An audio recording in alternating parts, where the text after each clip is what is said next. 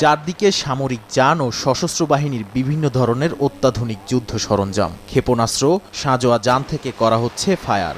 দেখে মনে হতে পারে যুদ্ধের দামামা। স্থানীয় সময় সোমবার চীনের আক্রমণ থেকে তাইওয়ান প্রণালীকে রক্ষা করতে এভাবেই অনুশীলন করতে থাকে দ্বীপটির সামরিক বাহিনী।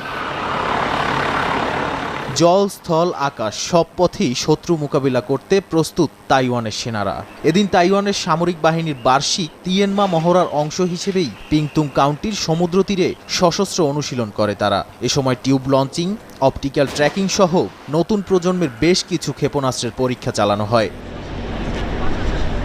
বিশেষজ্ঞরা বলছেন, তাইওয়ান যে ক্ষেপণাস্ত্রগুলো ব্যবহার করছে সেগুলো চীনের আক্রমণকে প্রতিহত করতে বিশ্বের সবচেয়ে কার্যকর এবং জনপ্রিয় অ্যান্টি ট্যাঙ্কগুলোর মধ্যে একটি। এই ক্ষেপণাস্ত্রটি দৃশ্যমান অবস্থায় 10 কিলোমিটারের বেশি দূরত্বে